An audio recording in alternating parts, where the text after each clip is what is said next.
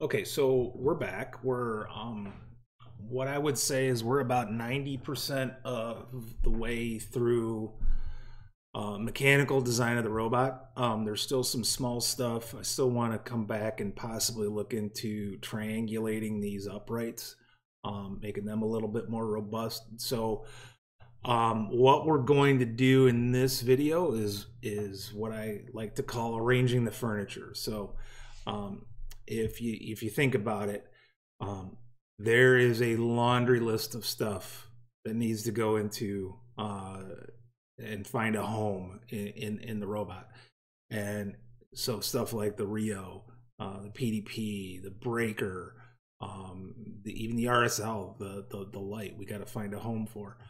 So we're going to go through most of that. I don't know if I'm going to capture all the parts because, again, this is only my first real year mentoring. I know enough to be dangerous, but there might be some parts that we miss. So apologize in advance if that's the case. But I did want to touch on how to make that easier on yourselves. So what we started to do, our team started to do during the off season was develop basically a parts library, and we've got it broken down into mechanical, electrical, swerve, some off-the-shelf kits and pneumatics. It's still, even to this day, it's December 28th. It's still being parts are still being put up there. The big thing this helps you out with is a whole lot of time saving when you're in the week or two after kickoff. You're assembling the rolling chassis, and you're trying to find a home for parts. The last thing you want to do is oh, is that an Andy Mark part or a Rev part or what? And have to go through digging through vendors' websites to find the right CAD file or anything like that. If you can develop all that stuff prior, it saves you a ton of time and a lot of confusion.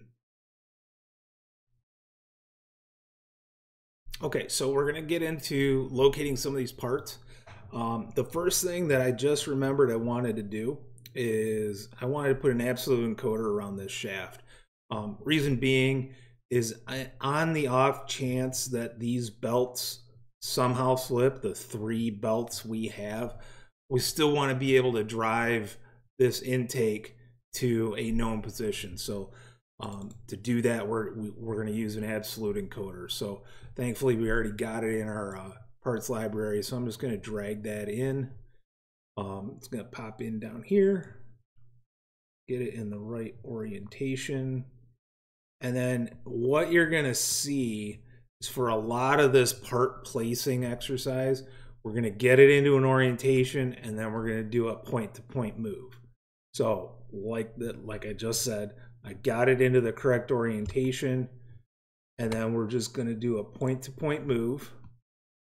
Now I'm going to find the center line, center point of that circle. And then I'm going to put it over on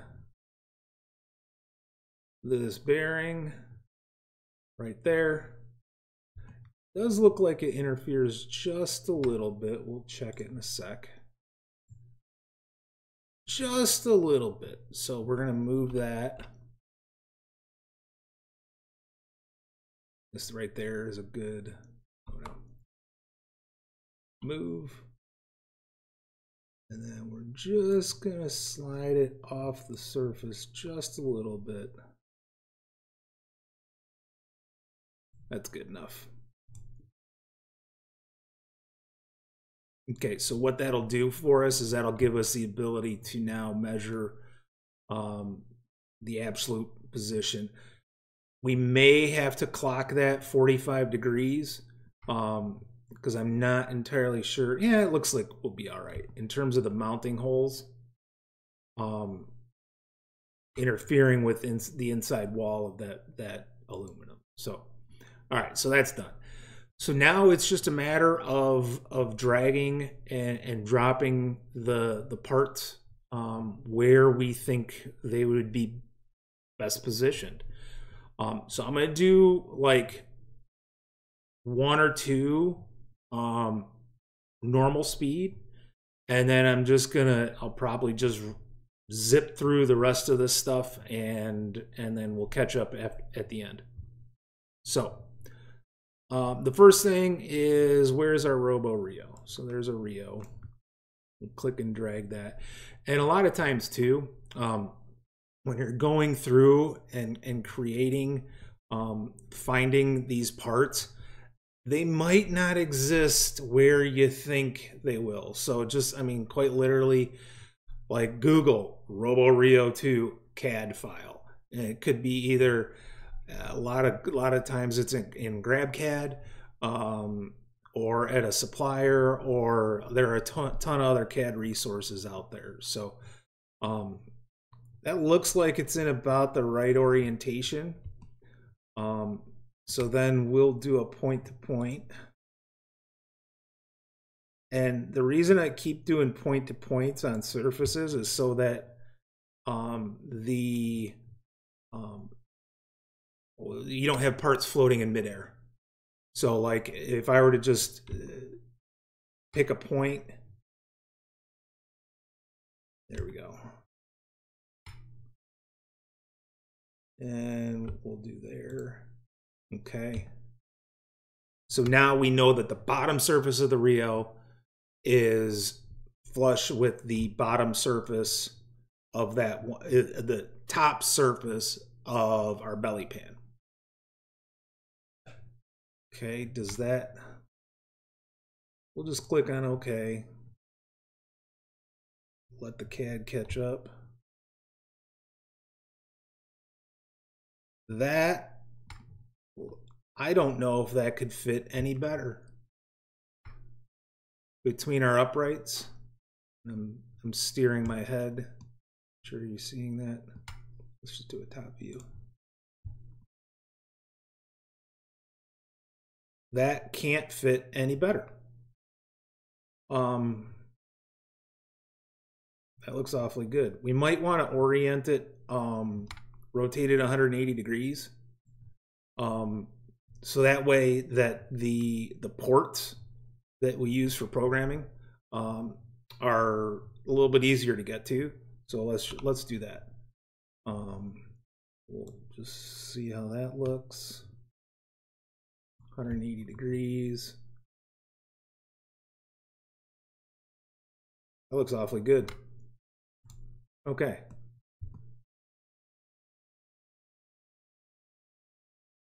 That looks good. All right, so the next thing we'll probably throw in here is our PDP.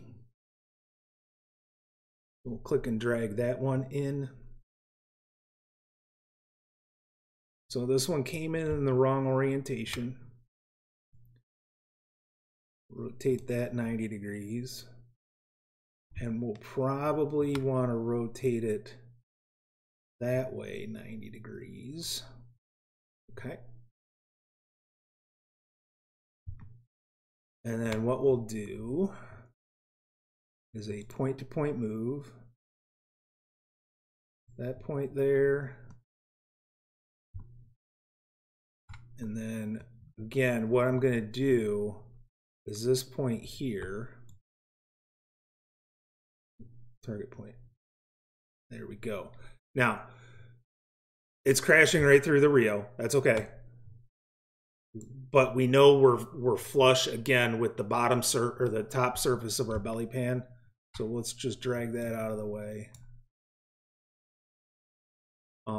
For now, I'm going to turn off my intake so I can see a little bit better.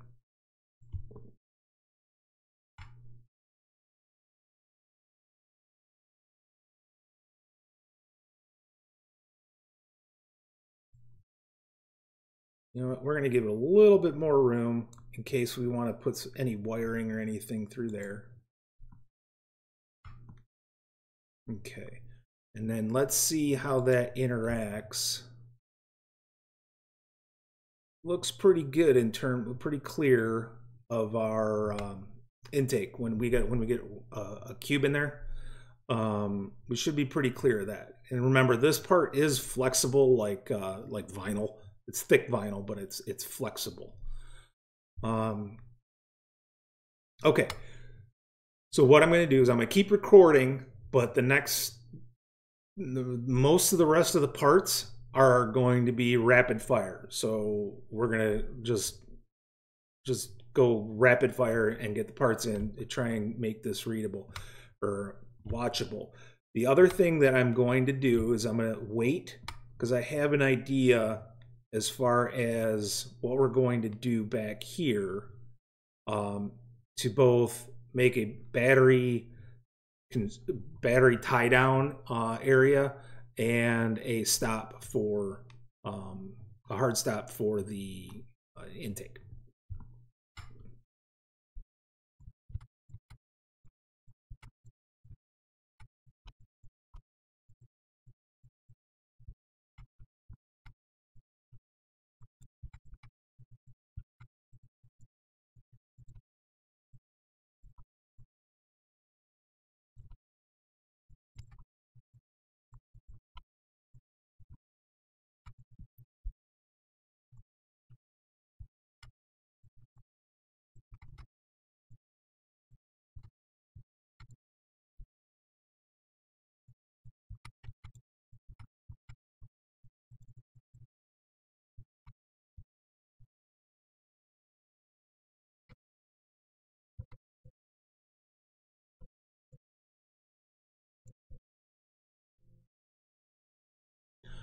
Okay, so I'm not entirely happy with where everything ended up.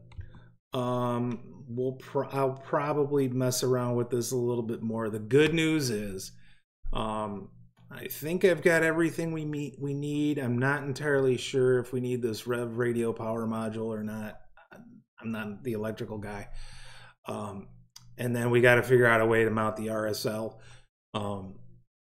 But I'm not entirely happy with where everything ended up. But the good news is there's plenty of room. Now, what I did want to work on though was the battery / hard stop for the intake. Because right now this is actually up a little bit high. Let's get it into roughly the correct position by rotating it around that axis. Because it can come down right about there. And we're still clear of all of our parts down there. But what I wanted to do was, there's a way we can both limit the downward travel of this arm and create a battery constraint. And we're going to do that by just making some 1x2 extrusions and bolting it to the belly pan. So let me turn off the intake just to make things easier to see. So what I'm envisioning is and these might have to move, is a piece of 1x2 spanning the entire width of the robot, just this side of the swerve modules. So that would go the entire distance here. And then what we would do is come off with some more 1x2 going from that new piece to the back frame of the robot. That would hold the robot down. We can add some stuff to, add like a bungee cord hold down, or a like bolt down strap, something like that. Okay, so let's go ahead and start creating that aluminum. So we need to know how long it needs to be. So I'm going to measure from that surface to that surface, 23 inches. Okay. So let's fix that. So we're just going to create a box. We're going to create it the same way we did in the last video, just by creating a box and then shelling it and going that way. So we'll create it in the right direction, and we'll just go 1 inch by 2 inch. and we said we needed it 23 inches. And we're creating a new body. Okay, that's that. And then let's do our shell. We're gonna try something. Nope. And then let's see, 0.1 inch. Did it make it see-through? It did. Okay. Turns out if you select the two sides, two congruent sides, it will create our shell, so we can skip a step. Okay, so then we need to move that roughly into position, point to point. We're going to pick this corner, and for the time being, we're just going to put it on the midpoint right there. And we'll come to our top view and slide it into the right spot.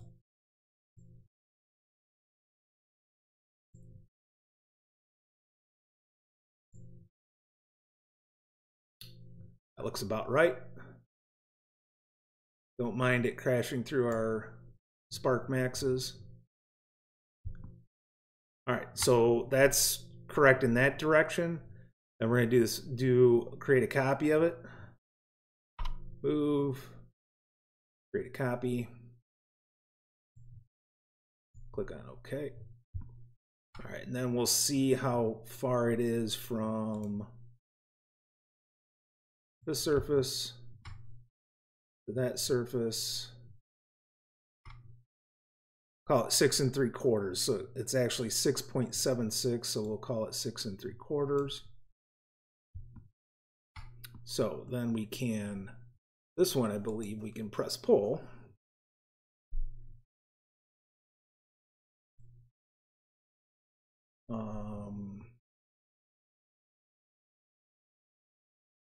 I got to do math.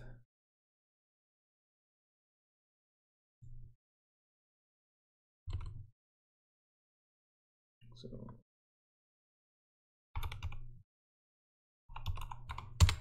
16, I need to take out 16.25 inches.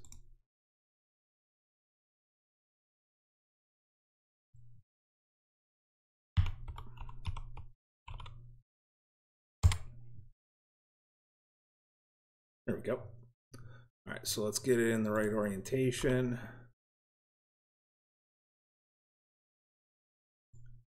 And then another point to point.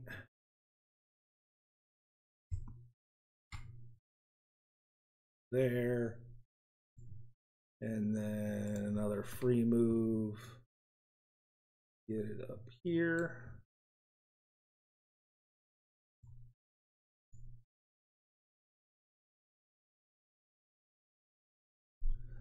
And then the last one, we need to, again, create a copy.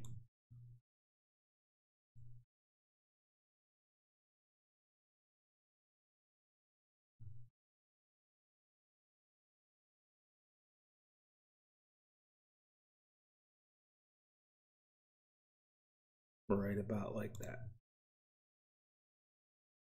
Okay, so we got a nice little place to trap our battery in there. So it's not going to go anywhere. You could probably mount some stuff down here on the side of the aluminum and just kind of bungee strap it over to make sure that battery doesn't go anywhere. And again, we're adding more weight in the back end of the robot with these aluminum bits. I mean, granted, it's not a lot of weight, but that should keep things from tipping over. Okay, so the only other thing, I'm thinking what the next video will be is going through, because remember how I said I kind of wanted to triangulate a little bit to help support these uprights, and also probably would make sense to tie these two uprights together so that they're not kind of teetering in next to each other, and the bearings, we don't create a bind in those bearings or pop the bearings out. So I think the next video we'll do, besides fixing some of the rearranging of the furniture, is we'll go through and probably work a little bit more on the uprights and do some triangulation. I got an idea. I got a really cool idea, and I got a boring idea to fix that. So that'll be the next video.